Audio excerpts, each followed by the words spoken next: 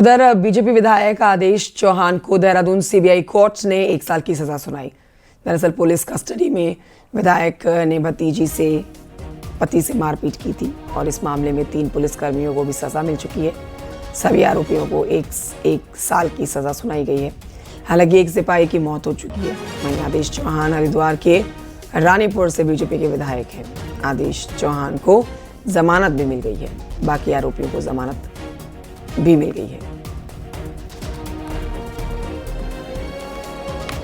कुल मिलाकर कोर्ट ने आज अपना निर्णय दिया है, लेकिन ये पारिवारिक मामला और हम लोग तो सामाजिक जीवन में काम करने वाले लोग हैं, राजनीतिक जीवन में काम करने वाले लोग हैं।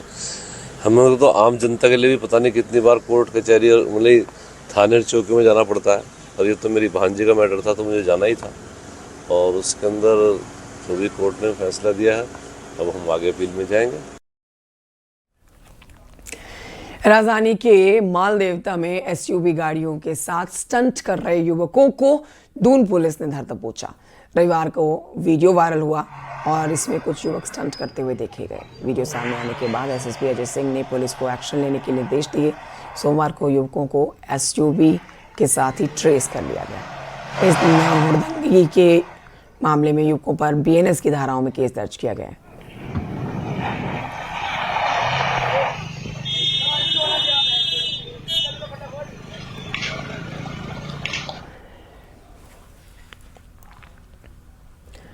राज्य सूचना आयोग ने सूचना का अधिकार अधिनियम के तहत जानकारी छुपाने और गलत सूचना देने के मामलों में बड़ी कार्रवाई की है।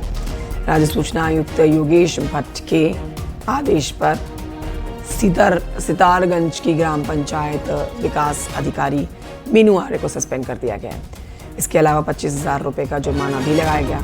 मीनू आर्य ने याचिकाकर्ता को साल भर में डॉक्यूमेंट ना देकर गुमराह करने का आरोप लगा हुआ है। ऐसे में आरटीआई के एक अन्य मामले में खंड शिक्षा अधिकारी कार्यालय खानपुर में तैनात मुख्य प्रशासनिक अधिकारी भास्करानंद पंत पर 25,000 रुपये का अर्थदंड लगाया गया।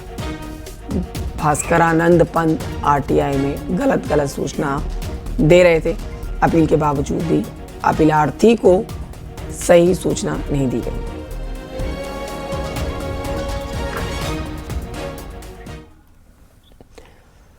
देहरादून में सीएम धामी बोर्ड के टॉपर्स को सम्मानित करने जा रहे हैं। 10वीं और 12वीं के स्टूडेंट्स का सम्मान होने जा रहा है। मुख्य सेवक सदन में आज सुबह 10:30 बजे ये कार्यक्रम होना है।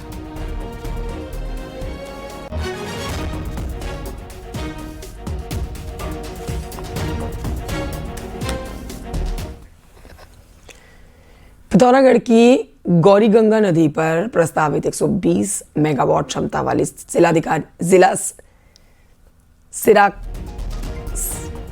सरकारी जल विद्युत परियोजना को केंद्रीय वन सलाहकार समिति ने सैद्धांतिक मंजूरी दे दी।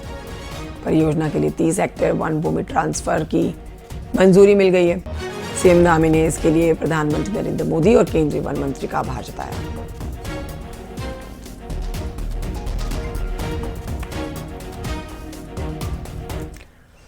उधर सीएम धामी ने सोमवार को मालन नदी पर बने हुए पुल का वर्चुअली उद्घाटन किया और इसी के साथ पुल को पूरी तरह से गाड़ियों की आवाजाही के लिए खोल दिया गया। 27 करोड़ की लागत से तैयार हुए पुल से कोटद्वार भावर क्षेत्र की बड़ी आबादी को फायदा होगा। पुल के उद्घाटन पर सीएम धामी ने कहा है कि राज्य में विकास के तेजी से काम किए जा रहे हैं। आज हमारा प्रदेश नित नए आयाम प्राप्त कर रहा है, विकास की ऊंचाइयों को छू रहा है। संपूर्ण प्रदेश में शिक्षा, स्वास्थ्य, खेल, सड़क, पेयजल एवं हवाई कनेक्टिविटी से जुड़े इंफ्रास्ट्रक्चर को मजबूत किया जा रहा है। इस क्रम में कोटद्वार के विकास के लिए भी कई महत्वपूर्ण परियोजनाओं पर कार्य किया जा रहा है। कोटद्वार में जहां एक और नमामि गंगे परियोजना के अंतर्गत 135 करोड़ रुपए की लागत से नए सीवरेज ट्रीटमेंट प्लांट का निर्माण कार्य कराया जा रहा है, वहीं कोटद्वार में 691 करोड़ की लागत से 4 लेन बाईपास का निर्माण कार्य कराने के साथ ही कोटद्वार नजीबाबाद 2 लेन सड़क निर्माण का कार्य भी कराया जा रहा है। उधर कोटद्वार के मालन नदी पर पुल बनने पर गढ़वाल सांसद अनिल बलूनी ने जनता को बधाई दी। अनिल बलूनी ने कहा कि इस पुल के निर्माण के लिए हम सभी ने मिलकर प्रयास किया था ताकि ये प्रोजेक्ट जल्द से जल्द पूरा हो और जनता को समर्पित हो।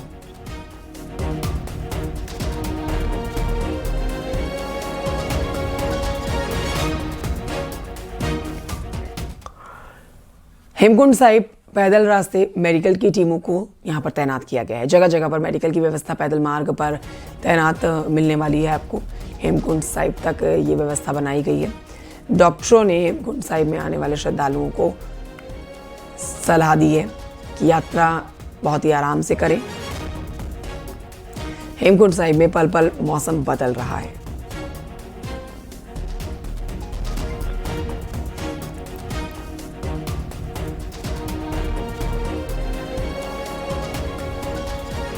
नितिन सेमवाल चमोली से हमारे साथ लाइव इस समय मौजूद है और जानकारी के साथ। नितिन, किस तरह से मेडिकल व्यवस्था को बनाया गया है, वहां पर रखा गया है? क्योंकि देखिए मौसम की अगर बात करें तो पहाड़ी इलाका, मौसम हर सेकंड यहाँ पर बदलता है, सांस लेने में लोगों को दिक्कत होती है, काफी ऊंचाई है, तो ऐसे में क्या मेडिकल व्यवस्थाएं यहाँ पर की गई हैं, विस्तार से बताएं।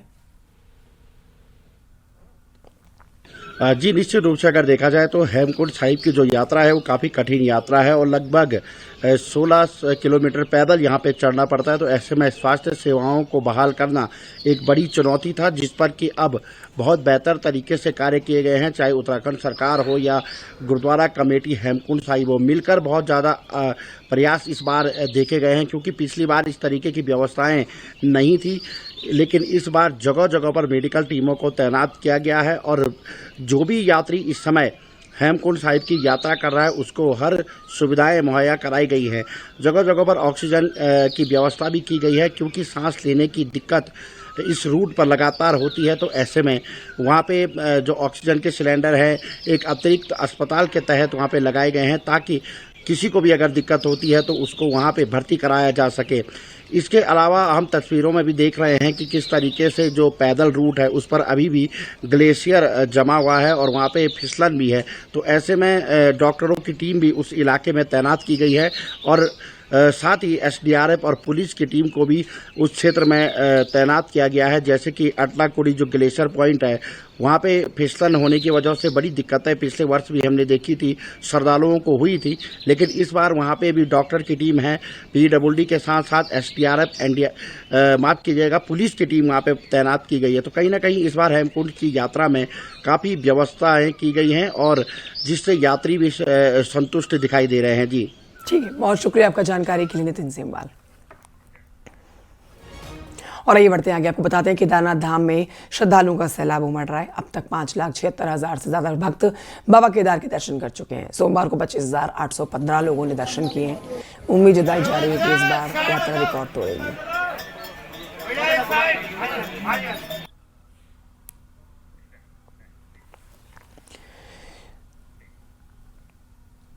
तो चारधाम यात्रा अब रफ्तार पकड़ने लगी है। बद्रीनाथ धाम के कपाट खुलने के बाद अब तक धाम में 3,78,000 श्रद्धालुओं ने दर्शन किए।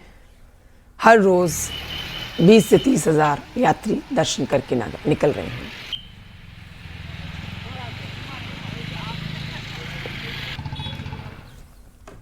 गंगोत्री यमुनोत्री धाम में महज 27 दिनों में 5,18,504 श्रद्धालुओं ने दर्शन किए। यमुनोत्री धाम में 2,65,502 तीर्थयात्रियों ने दर्शन किए। गंगोत्री धाम में 2,53,000 तीर्थयात्रियों ने दर्शन किए। यमुनोत्री में यात्रा को लेकर जबरदस्त उत्साह है।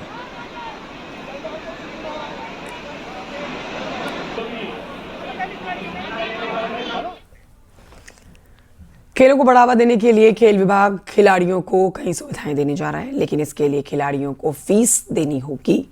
क्या है पूरा मामला, रिपोर्ट देखिए।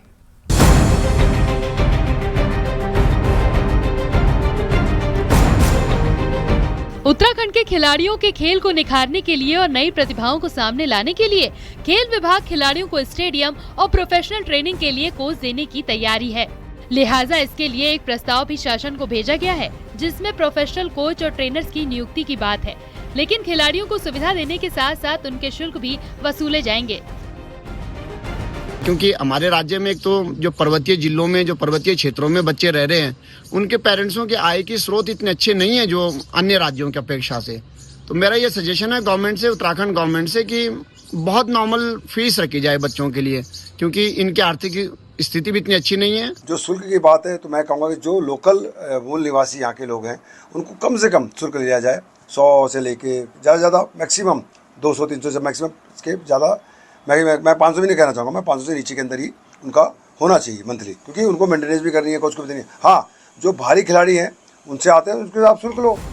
प्रदेश में खेल विभाग के पास करीब 108 स्टेडियम और मिनी स्टेडियम है। इन सभी के मेंटेनेंस के साथ खिलाड़ियों के कोच और अन्य सामान पर भी खेल विभाग का खर्चा होता है। लिहाजा शुल्क वसूलने को खेल सचिव जरूरी बता रहे हैं, लेकिन उनका कहना है कि फीस काफी कम होगी।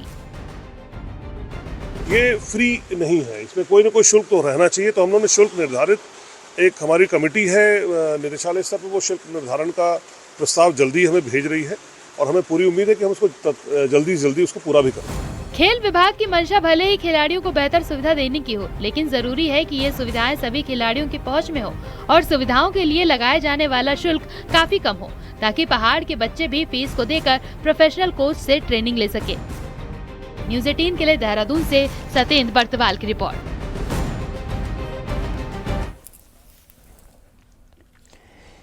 नैनीताल पालिका के ईओ विनोद जीना को डीएम ने फटकारा है, जमकर फटकार इनको लगाई है। दरअसल डीएम वंदना सिंह मानस खंड के कामों को देखने पहुंची, लेकिन आधे अधूरे काम के बीच अवैध तौर पर कई रेहड़ी पटरी वाले दिखे उन्हें। ऐसे में डीएम ने इसका कारण पूछा, लेकिन पालिका ईओ कोई जवाब ही नहीं दे सके, जिसलिए डीएम ने उन्हें फटकारा, उनकी क्लास ले डाली। बाहरी लोगों को पालिका यहाँ पर फंड लगाने के लिए बसा रही है। डीएम ने ईओ पालिका से अवैध दुकान पर तुरंत एक्शन लेकर हटाने के लिए उनको कहा। उनको पालिका के माध्यम से आई कार्ड और ड्रेस कोड वगैरह तय किया जाना था, जिसमें काफ़ी समय से पालिका में ये लंबित पड़ा हुआ है। उसके लिए अधिकारियों को हमने कहा कि ऑथराइज्ड लोगों को प्रॉपर तरीके से जो चीज़ें व्यवस्था करी जानी है आई कार्ड की, वो करवाएं। इसके अलावा कुछ अनधिकृत रूप से भी लग रहे हैं, जिनको वहाँ पर ना ही सत्यापित किया गया है, ना चिन्हीकरण किया गया है। पिथौरागढ़ सिटी और उससे सटे हुए इलाकों की प्यास बुझाने वाली आमला घाट पेयजल योजना में कई खामियां मिली हैं। डीएम ने निरीक्षण के दौरान पाया कि पेयजल योजना में जहां बिजली सप्लाई में दिक्कत है, तो वहीं पंपों में भी कई खामियां मिली हैं। इन खामियों के चलते पेयजल योजना क्षमता के मुताबिक पानी लिफ्ट नहीं कर पा रहा है। ऐसे में अब कुछ कमियों को जहां जिला स्तर पर दूर किया जा रहा है, तो वहीं कुछ के लिए शासन से भी गुहार लगाई जा रही है। इसके पंपिंग स्टेशंस और इसके जो इलेक्ट्रिसिटी का जो डिस्ट्रीब्यूशन है, उसको भी संबंधित अधिकारियों के साथ चेक किया। तो कुछ इश्यूज ऐसे आए हैं जो कि डिस्ट्रिक्ट लेवल पे ही सॉल्व हो सकते हैं, उनको हम लोगों ने नोटिफाई कर लिया है। और कुछ ऐसे मामले हैं जो कि पॉलिसी मैटर्स हैं, जिसमें कि शासन का इंटरवेंशन भी चाहिए होगा। उसके संबंध में हम शासन को एक रिपोर्ट भेज रहे हैं। नैनीताल में 30 अप्रैल को हुए बवाल में शामिल लोगों का चिन्हीकरण शुरू कर दिया गया है। अब 7 लोगों को पुलिस ने चिन्हित किया है। इसके साथ ही बवाल वाले दिन के वीडियो फोटोज के जरिए बाकी लोगों की पहचान की जा रही है। आपको बता देते हैं कि उस्मान ठेकेदार पर नाबालिग से रेप के आरोप में लोगों का गुस्सा फूटा हुआ है। उसके बाद गाड़ी पड़ाव की कई दुकानों में तोड़फोड़ और मारपीट की गई। इस मामले में पुलिस ने 2 मुकदमे दर्ज किए, इसमें एक उस्मान के खिलाफ और दूसरा हिंसा में शामिल अज्ञात 30 लोगों के खिलाफ। 7 लोगों की पहचान करके धरपकड़ की जा रही है। फायर हुई थी जिसमें कुछ लोगों के द्वारा थाने के बाहर या आसपास के क्षेत्र में तोड़फोड़ की गई थी। उसमें भी चिन्हीकरण का कार्य चल रहा है। कुछ लोग चिन्हीकरण किए गए हैं, उनके संदर्भ में जो पुलिस टीम हमारी वो दबिश भी दे रही है, तो उस संदर्भ में भी आगे कार्रवाई हम जल्द अमल में लाएंगे। 7-8 लोगों का चिन्हीकरण हो चुका है, बाकी लोगों का चिन्हीकरण हम और कर रहे हैं।